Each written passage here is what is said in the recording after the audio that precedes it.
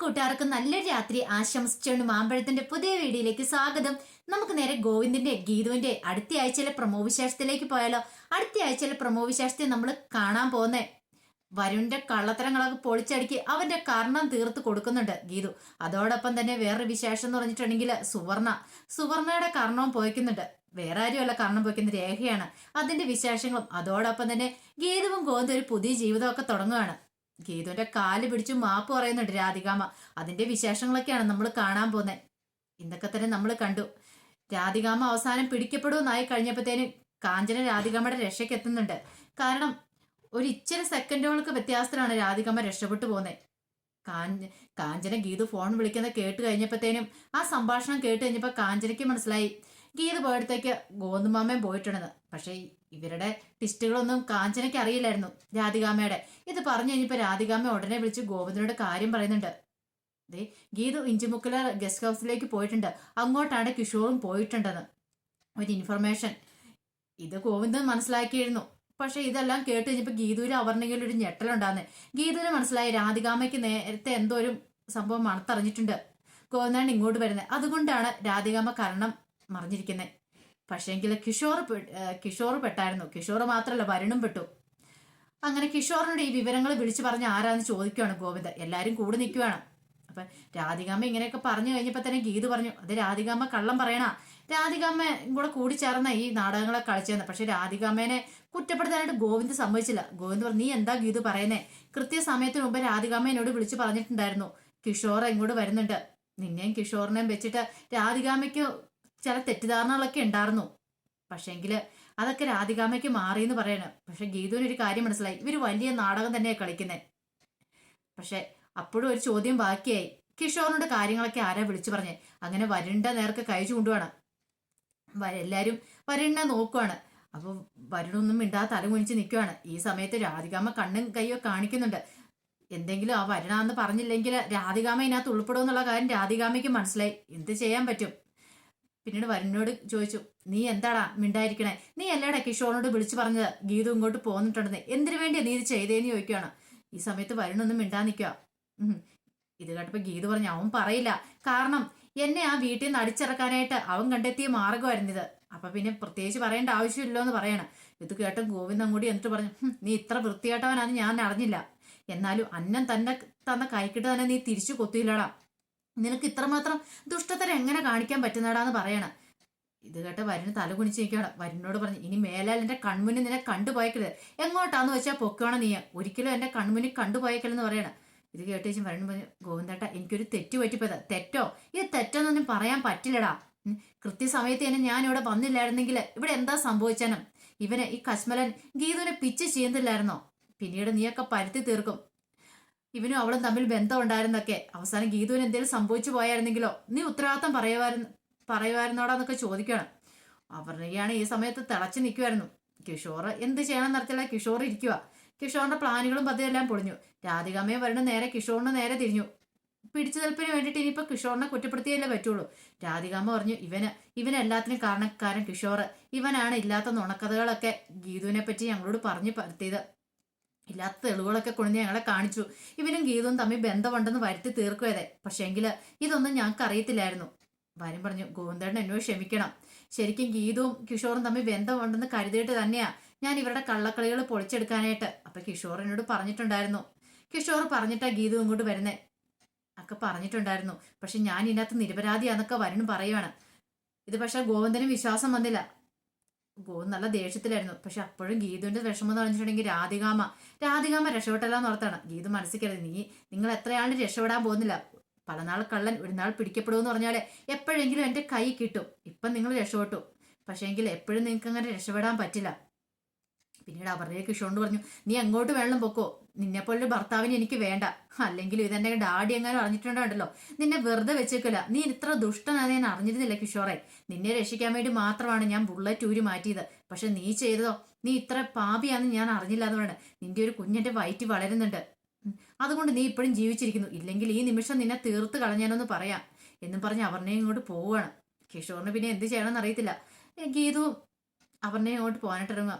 അപർണയെ ഗീതുവിനോട് പറഞ്ഞു സോറി കേട്ടോ ഗീതു, നിന്നെ കുറച്ചു നാളെങ്കിലും ഞാൻ സംശയിച്ചു. അത് മാത്രമല്ല ഇവിടെ പല നാടകങ്ങളും അരങ്ങേറുന്നുണ്ടെന്ന് എനിക്ക് മനസ്സിലായെന്ന് പറഞ്ഞു. ഗീത് പറഞ്ഞു, അപർണയ്ക്ക് അറിയാലോ, രാധികാമ്മയെ വരുണും ചേർന്നിട്ടാണ് ഈ പ്ലാനുകളെല്ലാം ഇതിന്റെ പുറയിലുള്ളത്. പക്ഷേങ്കിൽ രാധികാമ്മ മനഃപൂർവ്വം തടി ഊരിയിട്ടുണ്ട്, അതെങ്ങനെയാണെന്ന് മാത്രം അറിയില്ല എന്ന് പറയണം. ഇത് കേട്ട് കഴിഞ്ഞപ്പോഴത്തേനും അപർണയെ പറഞ്ഞ് പേടിക്കണ്ട, രാധികാമ്മയുടെ കള്ളത്തരം കിഷോറിന്റെ ലാപ്ടോപ്പിലുണ്ടെങ്കിൽ ഞാൻ കണ്ടുപിടിച്ച് ഞാൻ ഗീതുവിന് തന്നിരിക്കും. കുറച്ച് നാളും കൂടെ രാധികാമ്മ ഇങ്ങനെ വിലസട്ടെ, ആ തെളിവ് കിട്ടിക്കഴിയുമ്പോൾ ഗീതു ഒന്നുകൊണ്ടും പേടിക്കണ്ട. രാധികാമ്മയുടെ ഉള്ളിൽ കള്ളത്തരം ഉണ്ടെങ്കിൽ നമ്മളത് പൊളിച്ചടുക്കി കൈ കൊടുത്തിരിക്കും. അവൾക്ക് ഒത്തിരി നാൾ ഇങ്ങനെ പിടിച്ചു നിൽക്കാൻ പറ്റില്ല എന്ന് പറയണം. ഗീത പറഞ്ഞു, സാരമില്ല പോട്ടെ, എന്റെ ഭാഗ്യദോഷമല്ല എന്ത് പറയാനായിട്ട്. ഞാൻ ഇനി എന്തൊക്കെ പറഞ്ഞ് വിശ്വസിപ്പിക്കാൻ ശ്രമിച്ചാലും കണ്ണേട്ടൻ അത് വിശ്വസിക്കുമെന്ന് തോന്നില്ല. സാരില്ല, ടെൻഷൻ അടിക്കേണ്ട ഗീതു, നമ്മുടെ ഭാഗത്ത് സത്യസന്ധത ഉണ്ടെങ്കിൽ നമ്മൾ എവിടെ ചെന്നാലും നമ്മൾ രക്ഷപ്പെടുമെന്ന് പറയാണ്. ഇതും പറഞ്ഞിട്ട് അപർണയെ അങ്ങോട്ട് പോവാണ്. അപർണയെ പോകാൻ തുടങ്ങുമ്പോഴത്തേനുമാണ് രാധികാമ്മ അങ്ങോട്ട് ഇറങ്ങി വരുന്നത്. രാധികാമ്മ വന്നിട്ട് ഗീതുവിനോട് പറഞ്ഞു, ഗീതു സോറി കേട്ടോ, എന്നോട് മാപ്പാക്കണം. സോറിയോ? എന്തിന്? അല്ല, ഞാൻ അങ്ങനെയൊക്കെ തെറ്റിദ്ധരിക്കില്ലായിരുന്നു. അപർണയോട് ഞാൻ മോശമായ രീതിയിലാണ് നിന്നെക്കുറിച്ച് സംസാരിച്ചേ, നിന്നെക്കുറിച്ചും കിഷോറിനെ വെച്ച്. പക്ഷെ അതെല്ലാം കിഷോർ ഉണ്ടാക്കിയ തെളിവുകളായിരുന്നു. ഞാനതെല്ലാം വിശ്വസിച്ചു. അതിന്റെ പേരിൽ നിന്നെയും ഗോവിന്ദനും തമ്മിൽ പിരിക്കാണ്ട് നോക്കി. എന്നോട് ക്ഷമിക്കണം. അത് ഗോവിന്ദന് മുന്നേ വെച്ചാൽ ഈ കോപ്രായങ്ങളെ കാണിച്ചു കൂട്ടുന്നേ. എങ്ങനെ രാധികാമ്മയ്ക്ക് അറക്കൽ കുടുംബത്തിൽ നിന്നല്ലേ പറ്റുള്ളൂ. ആ യശി പിന്നെയും ചോര കുടിക്കാനായിട്ട് തന്നെയാ ഗീതുവിന്റെ നോക്കുന്നേ. അപ്പൊ അതിനു വേണ്ടിയിട്ടുള്ള തന്ത്രങ്ങളാ പയറ്റുന്നത്. ഇനി ഗോവിന്ദനെയും ഗീതുവിനെയും ചോര കുടിച്ചാലേ അവർക്ക് അടങ്ങുള്ളൂ. അപ്പൊ അതിനു വേണ്ടിയിട്ടുള്ള അടുത്ത തന്ത്രങ്ങളൊക്കെ അവര് പയറ്റുവാണ്. ഗീതുവിന് മനസ്സിലായതെല്ലാം രാധികമ്മയുടെ ഫുൾ നാടകമാണ്. ഗീതു നന്നായിട്ട് അങ്ങോട്ട് അഭിനയിച്ചു. കാരണം ഗീതനറിയാം, ഇനി ഇപ്പൊ താൻ എന്തൊക്കെ പറഞ്ഞു പറഞ്ഞാലും കണ്ണേട്ടൻ വിശ്വസിക്കാൻ പോകുന്നില്ല. ഇവരുടെ ട്രാപ്പ് വീണ് കഴിഞ്ഞു. അപ്പൊ ഇനി ഇത് പൊളിച്ചടുക്കി കൊടുക്കണത് തന്റെ ആവശ്യം കൂടെ ആണല്ലോ. സ്നേഹം പറ്റിയെന്ന് ഇവരെ ഇനി നല്ല നല്ല വഴി ഇവർക്കൂട്ട് കൊടുക്കാന്ന് വിചാരിക്കുകയാണ്. അങ്ങനെ ഗീതു എന്ത് ചെയ്യണം, ഗീതു ഒന്നും മിണ്ടാതെ അങ്ങോട്ട് പോവാണ്. പിന്നീട് ഹോസ്പിറ്റലിലേക്ക് ഗീതു പോകുന്നുണ്ട്. രഞ്ജുവിന്റെ അടുത്തേക്ക് ഗീതു ചെല്ലുന്നുണ്ട്. ഈ സമയത്ത് ഗോവിന്ദ് അങ്ങോട്ട് വരുന്നുണ്ട്. ഗോവിന്ദ് പറഞ്ഞു, ഗീതു ഞാൻ പറഞ്ഞില്ലായിരുന്നു, രാധികാമ്മയ്ക്ക് ഇനി അറിയത്തില്ല. പക്ഷെ വരുണ് അവനാണ് ഈ കൂടെ നിന്നേന്ന് പറയണം. വരുണിന്റെ വീട്ടിലേക്ക് കയറിയേക്കല്ലെന്നാ പറഞ്ഞേക്കുന്നത്. വീട്ടിലേക്ക് കയറിയിട്ടുണ്ടെങ്കിൽ ഇനി നിന്നെ മുട്ടുകാല് തല്ലി പിടിക്കുമെന്ന് ഗോവിന്ദ് പറഞ്ഞിട്ടുണ്ട്. അതുകൊണ്ട് വരുണിനെ വീട് വിലക്കി. അങ്ങനെ ചെന്ന് കഴിഞ്ഞിട്ട് ഗീതുവിന്റെ അടുത്തേക്ക് ചെന്നപ്പോൾ ഗീതുവിന് അത്ര സന്തോഷമൊന്നുമില്ല. ഗീതുവിന്റെ ഇരിപ്പ് മട്ടം കണ്ടപ്പോൾ തന്നെ ഗോവിന്ദന് മനസ്സിലായി രാധികാമ്മയോടുള്ള ദേഷ്യം ഇവൾ കൊണ്ട് മനസ്സിൽ. അതുകൊണ്ടാണ് ഇങ്ങനെ. പിന്നീട് ഗോവിന്ദൻ പറഞ്ഞു, നീ എന്തിനാ ഗീതു ഇങ്ങനെ രാധികാമ്മനെ വെറുതെ സംശയിക്കുന്നേ? രാധികാമ്മ അതിനകത്ത് തെറ്റുകാരിയല്ലെന്ന് നിനക്ക് മനസ്സിലായില്ലെന്ന് ചോദിക്കുകയാണ്. ഇത് കേട്ട് കഴിഞ്ഞപ്പോൾ ഗീതു പറഞ്ഞു, എന്നെങ്കിലും ഒരിക്കല് നിങ്ങളുടെ രണ്ടാനമ്മയുടെ കള്ളത്തരം ഞാൻ വിളിച്ചത് കൊണ്ടുവരും, അന്ന് വിശ്വസിച്ചാൽ മതി കണ്ണേട്ടാ, അതുവരെ നിങ്ങൾ വിശ്വസിക്കേണ്ടെന്ന് പറയുന്നുണ്ട്. കാരണം അത്രമാത്രം ഗീതുവിന് പറയാനായിട്ടോ അപ്പൊ കഴിവുണ്ടായിരുന്നുള്ളൂ. പിന്നീട് രഞ്ജുവിനെയൊക്കെ കണ്ടതിന് ശേഷം ഗീതു വീട്ടിലേക്ക് വരുമായിരുന്നു. ഗീതു വന്ന് കുഴപ്പമില്ലാതെ പോയി. പക്ഷെ വരുൺ എന്ത് ചെയ്യുവാണ്, വരുൺ ആ പാടെ പെട്ടുപോയ അവസ്ഥയായി. പിന്നീട് വരുൺ രാധികാമ്മനെ വിളിക്കുന്നുണ്ട്. രാധികാമ്മയ്ക്ക് അവിടെ നിൽക്കാൻ പറ്റില്ല. രാധികാമ്മ നേരെ വീട്ടിലേക്ക് തന്നെ പോന്നു. ഇനിയിപ്പോ വരുണിനെ സപ്പോർട്ട് ചെയ്ത് നിൽക്കാൻ പറ്റില്ലല്ലോ. അങ്ങനെ വന്നപ്പോഴത്തേനും രാധികാമ്മയോട് വിളിച്ച് കാര്യങ്ങളൊക്കെ ചോദിക്കുന്നുണ്ട്. അമ്മ എന്താ സംഭവിച്ചേ, അവിടെ എന്താ സംഭവിച്ചതെന്ന് നോക്കുമ്പോൾ കാഞ്ചനയുടെ കാര്യങ്ങളൊക്കെ പറയാണ്. കാഞ്ചന വന്ന് എനിക്ക് ഇൻഫർമേഷൻ തന്നായിരുന്നു. അതുകൊണ്ട് കൃത്യസമയത്ത് തന്നെ രക്ഷപ്പെടാൻ പറ്റി. ഇല്ലായിരുന്നെങ്കിൽ ഇന്ന് നമ്മുടെ കള്ളങ്ങളെല്ലാം പൊളിഞ്ഞാനെന്ന് പറയാണ്. വരുൺ പറഞ്ഞു, ഇനി എന്ത് ചെയ്യുമേ, ഇനി എന്ത് ചെയ്യാനാ, എല്ലാം പണി പാളിപ്പോയില്ലേ. ഇനിയിപ്പോൾ അടുത്ത നാടകം എന്തായാലും ഉണ്ടാക്കണം. ഇനിയിപ്പോൾ ഗോവിന്ദന്റെ സംശയമുന്നേ നിൽക്കുമോ ഞാനും കൂടെ. അതുകൊണ്ട് എനിക്കൊന്നും ചെയ്യാൻ പറ്റില്ലാത്ത സമയമാണ്. കുറച്ച് നാൾ അവളോട് സ്നേഹം അഭിനയിച്ചേ പറ്റുള്ളൂ. ഗീതുവിനോട് ഇഷ്ടമില്ലെങ്കിൽ പോലും അവളെ ചേർത്ത് നിർത്തേണ്ട ഒരു അവസ്ഥയാണ് വന്നിരിക്കുന്നത്. ഇല്ലെങ്കിൽ ഗോവിന്ദ് മിക്കവാറും നമ്മളെ വീട്ടിൽ നിന്ന് അടിച്ചിറക്കുമെന്ന് പറയാം. എല്ലാം കേട്ട് കഴിഞ്ഞപ്പോഴത്തേനും വരുമെന്ന് ശരിയാ അമ്മ പറയണേ.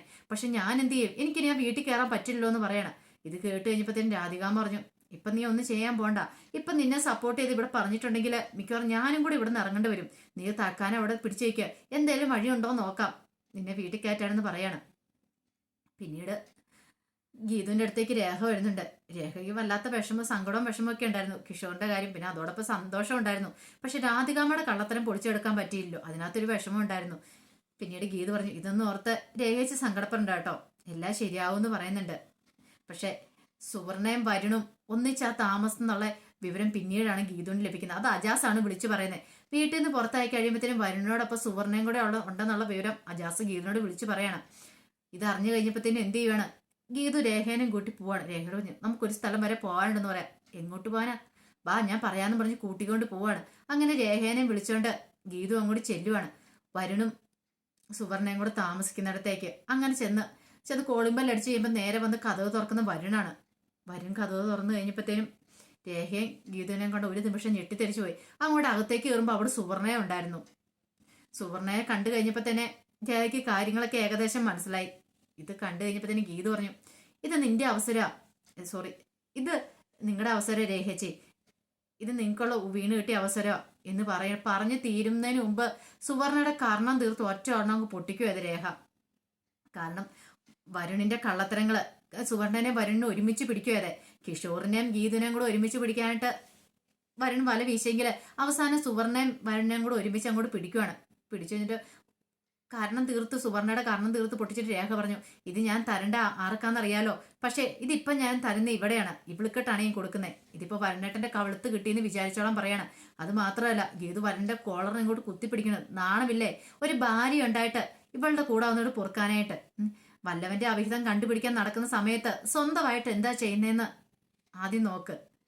നിങ്ങളെപ്പോലെയുള്ള ഒരു ഭർത്താവിനെ കിട്ടിയതാ എന്റെ രേഖേച്ചിയുടെ കഷ്ടകാലം എന്നൊക്കെ പറഞ്ഞുകൊണ്ട് ഭയങ്കരമായിട്ട് കിടന്ന് ദേഷ്യപ്പെടുന്നുണ്ട്. വരുൺ ഒരിക്കലും പ്രതീക്ഷിച്ച കാര്യമില്ല. അത് മാത്രമല്ല അവര് കയറി വരുന്ന സമയത്ത് രണ്ടുപേരും കൂടെ വെച്ച് വീഡിയോ എടുത്തായിരുന്നു ഗീതു. വരുണും രാധികാമ്മ സോറി കേട്ടോ, വരുണും സുവർണയും കൂടെ നിൽക്കുന്ന വീഡിയോയും കൂടി എടുത്തായിരുന്നു.